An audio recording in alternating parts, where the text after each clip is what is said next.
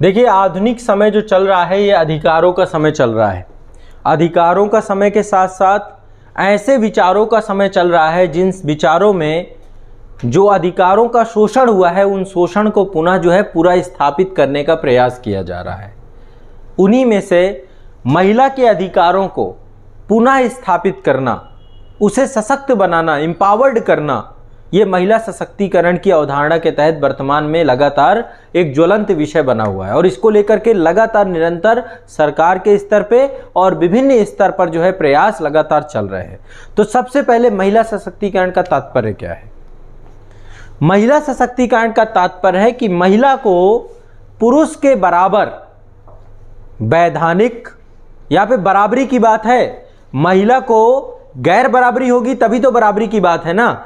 महिला को पुरुष के बराबर वैधानिक यानी कानूनी, शारीरिक, राजनीतिक, सामाजिक, मानसिक, आर्थिक, परिवार, समुदाय, समाज, राष्ट्र, सांस्कृतिक दृष्टिकोणों में निर्णय लेने की स्वायत्तता प्रदान करना है।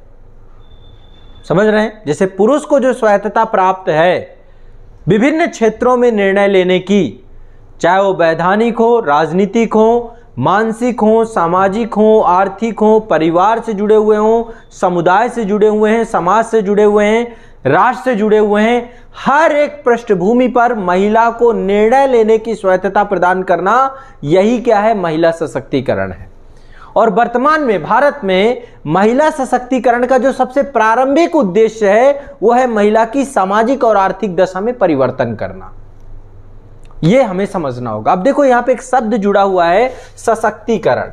जब तक हम सशक्तिकरण को सही से नहीं समझेंगे तब तक हम शायद न्याय नहीं कर पाएंगे इस टर्म्स के साथ। सशक्तिकरण से मतलब क्या होता है?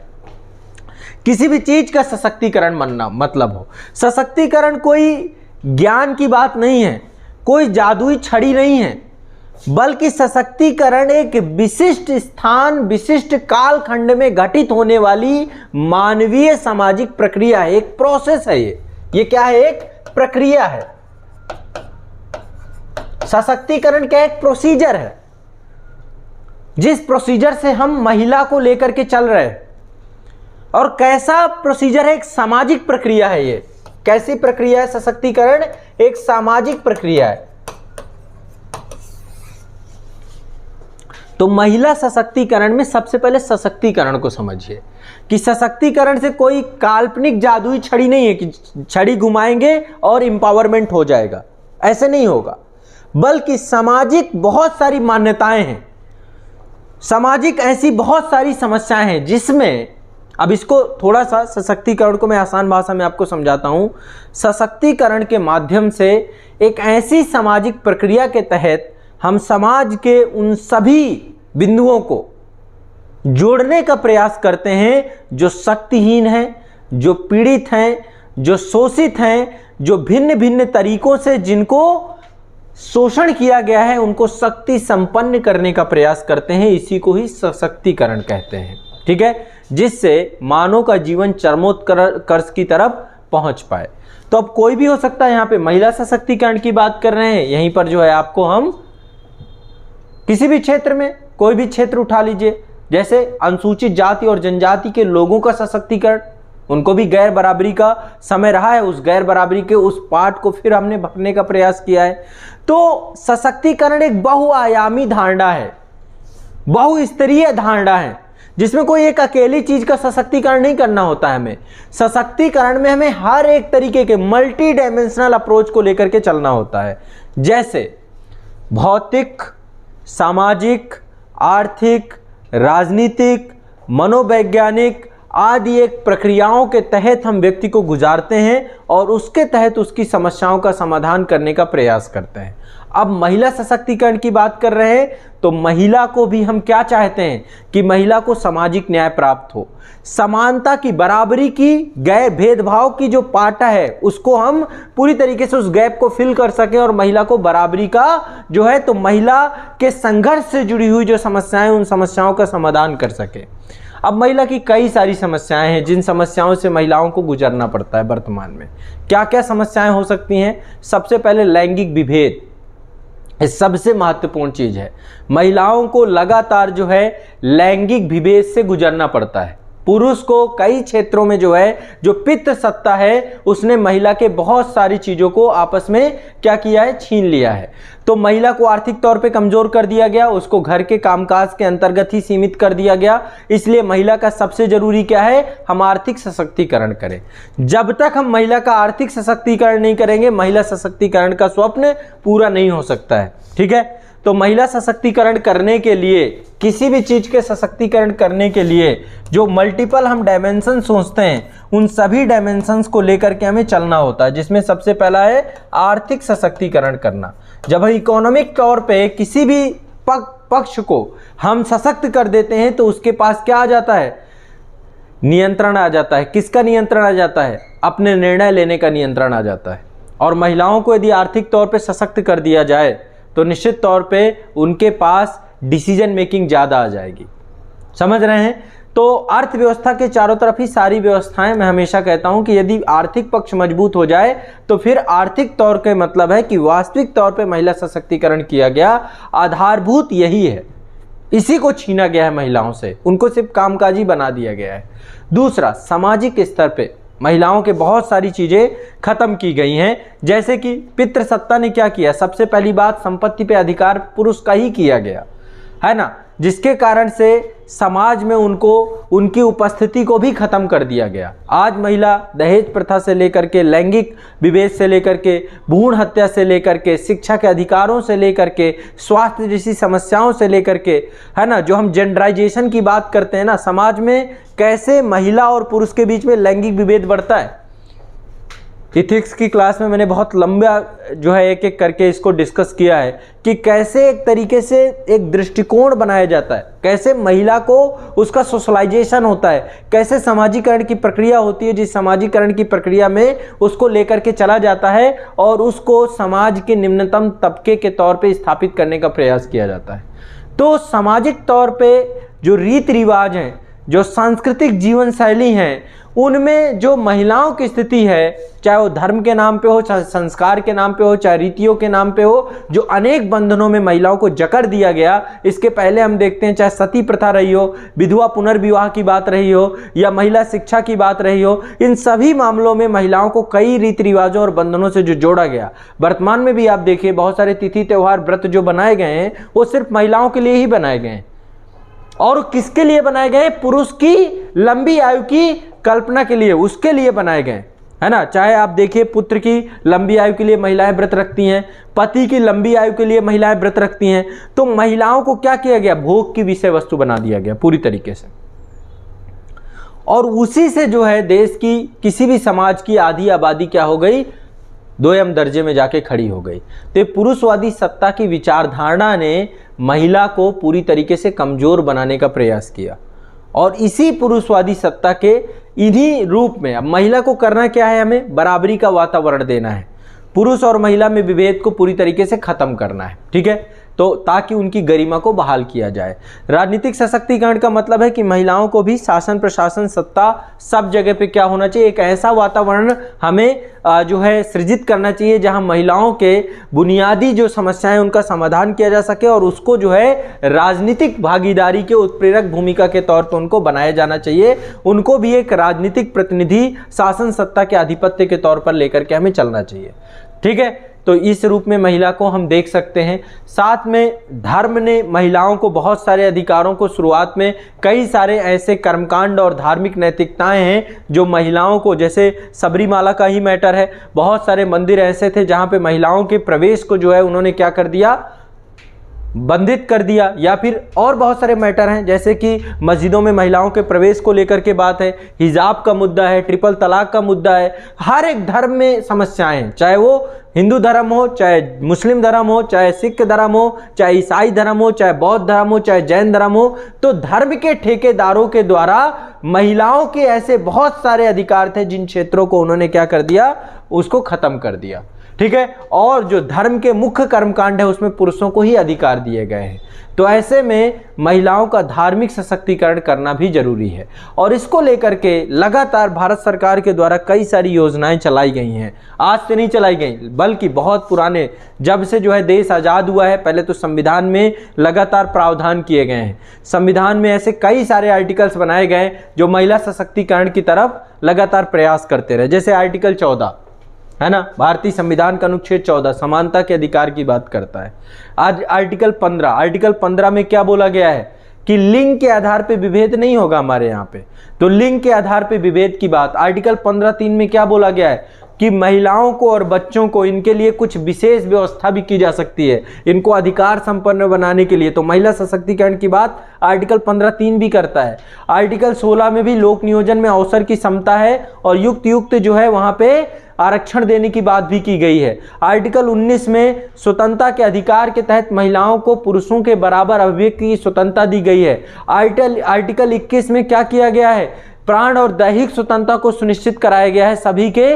तो ये एक तरीके से गरिमा के अधिकार को सुनिश्चित कराने का प्रयास करता है। आर्टिकल 23 शोषण मानव दुर्व्यापार की बात करता है, और मानव दुर्व्यापार के अलावा बंधुआ मजदूरी, बलाश्रम, ये जो विभिन्न प्रकार की समस्याएं थी इनको उन्मूलन की बात करता है। आर्टिकल 23 के बाद आर्टिकल 39A, इसके तहत महिला और पुरुष दोनों को समान कार्य के लिए समान वेतन की बात करता है। आर्टिकल 39A, आर्टिकल 39C के द्वारा महिला और पुरुष को दोनों को रोजगार के अवसर उपलब्ध कराएं, समान कार्य के लिए समान वेतन मिले। तो आर्टिकल 39 में महिला अधिकारों को सुनिश्चित कराया गया। आर्टिकल 40 में पंचायती राज व्यवस्था के सृजन की बात हुई और महिलाओं को राजनीतिक अधिकार के तहत 33% का आरक्षण दिया गया 73वें और 74वें संविधान संशोधन के तहत। आर्टिकल 42 यह निर्देशित करता है कि महिलाओं से मानवीय आधार पर कार्य किए जाएंगे और उनको प्रसूति सहायता दी जाएगी। तो आर्टिकल 42 भी उनको प्रसूति समय में अवकाश और आर्थिक सहायता की बात करता है।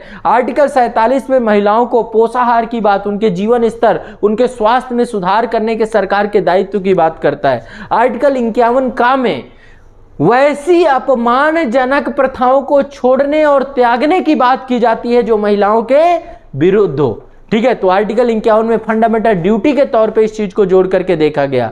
आर्टिकल 330 में भी जो है लोकसभा में महिलाओं के लिए आरक्षण की बात की गई, जो अभी लगातार चल रहा है। तो 84वें संविधान संशोधन के तहत जो है इस चीज को सुनिश्चित करने की बात की गई। आर्टिकल 332 का में भी जो है विधानसभाओं में महिलाओं के आरक्षण की बात की गई ताकि उनका राजनीतिक प्रतिनिधित्व सुनिश्चित कराया जा सके।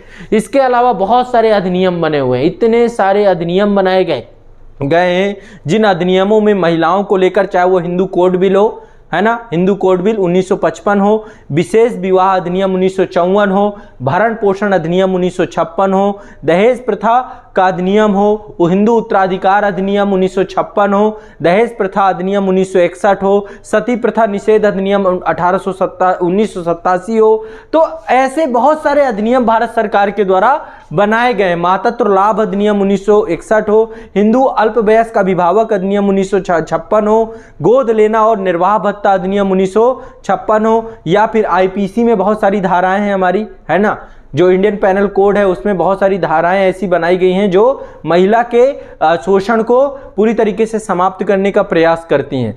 भ्रूण हत्या निषेध कानून भी लाया गया है जिसमें बच्चियों को जो गोद पेट के अंदर ही मार दिया जाता है, भ्रूण हत्या कर दी जाती है, उन सब चीज़ों को लेकर के भी निषेध किया गया है। इसके अलावा बहुत सारी योजनाएं भारत सरकार के द्वारा लगातार चलाई गई हैं। चाहे महिलाओं को रोजगार देने की बात हो तो महिलाओं को रोजगार और प्रशिक्षण देने के लिए स्टेप कार्यक्रम 1987 में प्रारंभ किया गया था। ठीक है, 1987 में महिलाओं को रोजगार और प्रशिक्षण देने के लिए कार्यक्रम प्रारंभ किया गया। इसके बाद महिला समाख्या कार्यक्रम प्रारंभ किया गया, उज्ज्वला कार्यक्रम प्रारंभ किया गया। उज्ज्वला कार्यक्रम जो है ना बहुत इंपॉर्टेंट कार्यक्रम था, 4 दिसंबर 2007 को प्रारंभ किया गया था और इसमें जो है महिलाओं के लिए 5 चीजें थीं। 5 चीजों को लेकर के रोकथाम, कैसा रोकथाम कि किसी तरीके से महिलाओं के साथ जो है किसी तरीके से उनका अवैध व्यापार ना हो, है ना, महिला दुर्व्यापार जो बहुत बड़े स्तर पे ह्यूमन ट्रैफिकिंग के तौर पे था और वेश्यावृत्तियों में महिलाओं को ढकेल दिया जाता था। तो उज्ज्वला के तहत रोकथाम की बात हो, चाहे रिहाई की बात हो, चाहे उनके पुनर्वास की बात हो, पुनः एकीकरण की बात हो, और सीमा पार चली गई जितनी पीड़ितें हैं उनको स्वदेश वापसी की बात हो। तो ये एक उज्ज्वला बहुत बड़ा कार्यक्रम था जो 2007 में प्रारंभ किया गया था। स्वाधार हो, स्वावलंबन हो, स्वशक्ति हो, बाल विवाह निषेध अधिनियम 2006 हो, इसके अलावा बेटी बचाओ बेटी पढ़ाओ ये योजना 22 जनवरी 2015 को प्रधानमंत्री जी के द्वारा प्रारंभ की गई। ये योजना अपने आप में सबसे कारगर योजनाओं में से एक थी। इसके अलावा सुकन्या समृद्धि योजना बहुत इंपॉर्टेंट थी, किशोरी शक्ति योजना बहुत इंपॉर्टेंट थी, एकीकृत बाल विकास सेवा स्कीम बहुत इंपॉर्टेंट थी, महिला सशक्तिकरण के लिए राष्ट्रीय मिशन बहुत महत्वपूर्ण था। तो ऐसे बहुत सारे जो है योजनाएं चलाई गई। ठीक है, आशा योजना हो या फिर स्वर्णिम योजना हो, या इसके अलावा तो हर एक मंत्रालय के द्वारा, चाहे जेंडर बजटिंग की बात की जाए, तो ये कई सारी योजनाएं हैं जो महिलाओं की उनके लगातार सशक्तिकरण के लिए चलाई जा रही हैं। लेकिन वास्तविक सशक्तिकरण महिलाओं का तब होगा जब हम उन्हें आर्थिक तौर पे सशक्त कर पाएंगे। हम भारत के हर एक क्षेत्र में जहां पर भी रोजगार के अवसर उपलब्ध हैं, उन रोजगार के अवसरों में पुरुषों के साथ साथ महिलाओं को जब तक हम बराबर लाके नहीं खड़ा करेंगे, तब तक महिला सशक्तिकरण सिर्फ और सिर्फ दिव्या स्वप्न ही रहेगा। और इसको लेकर के लगातार सुप्रीम कोर्ट के द्वारा प्रयास किया जा रहा है। सुप्रीम कोर्ट ने कई निर्णयों में जो है महिला सशक्तिकरण को प्राथमिकता देने की बात की है। तो वुमेन एम्पावरमेंट वर्तमान की सबसे बड़ी जो है, इसके लिए 8 मार्च को जो है अंतर्राष्ट्रीय महिला दिवस भी मनाया जाता है, ताकि महिलाओं को उनके अधिकारों के प्रति अवेयर किया जा सके, जागरूक किया जाए। और महिला सशक्तिकरण का मतलब ये नहीं कि पुरुष से उसे ऊपर कर देना, बल्कि पुरुष के बराबर लाना, है ना, ताकि एक वर्ग को हम डिप्रेस नहीं करना चाहते हैं, पुरुष के बराबर लाके खड़ा करना। जो राइट्स पुरुष के पास हैं वही सारे राइट्स महिला को मिल सके। ठीक है, तो ये महिला सशक्तिकरण का मर्म है। अब जब भी कोई आपसे प्रश्न पूछा जाता है तो आपको शुरुआत कैसे करनी है महिला सशक्तिकरण की, हमेशा आपको पता होना चाहिए कि महिला सशक्तिकरण का मर्म क्या है। शुरुआत आप हमेशा करिए कि महिला सशक्तिकरण का विस्तृत तात्पर्य है कि महिलाओं को पुरुष के बराबर वैधानिक, राजनीतिक, शारीरिक, मानसिक, सामाजिक, आर्थिक, परिवार, समुदाय, समाज, राष्ट्र के सांस्कृतिक पृष्ठभूमि में निर्णय लेने की स्वायत्तता को महिला सशक्तिकरण कहते हैं। ठीक है, और भारत में महिला सशक्तिकरण के अंतर्गत आर्थिक और सामाजिक स्थिति को प्राथमिकता के साथ जो है सर्वोपरि रखा गया है कि महिला के आर्थिक और सामाजिक उत्थान की तरफ कार्य किया जा सके। ठीक है, तो ये जो है आपका वुमेन एम्पावरमेंट को लेकर के पूरा का पूरा आपकी ये जो है टॉपिक था। अब इसमें सरकार की योजनाएं आपको बहुत सारी मिल जाएंगी, आप लोग इसको सर्च कर लीजिएगा। बाकी कुछ योजनाएं मैं एक सेपरेट टॉपिक में एक जो है कंप्लीट आपको इसको लेकर के योजनाएं आपको लिखवा भी दूंगा, बता भी दूंगा। बाकी जो आपकी इंडियन सोसाइटी की क्लास है, इंडियन सोसाइटी की क्लास में भी डिस्कस हुआ है। इथिक्स की क्लास में मैंने बहुत डिटेल से महिला सशक्तिकरण करवाया है, लगभग 3-4 क्लासेस में। लैंगिक विभेद क्या है, कैसे जो है एटीट्यूड डेवलप किया जाता है, पितृसत्ता कैसे काम करती है, इन सभी विषयों पे हमारी एक व्यापक चर्चा हो चुकी है। ठीक है, तो ये भी ध्यान रखिएगा। संवैधानिक प्रावधान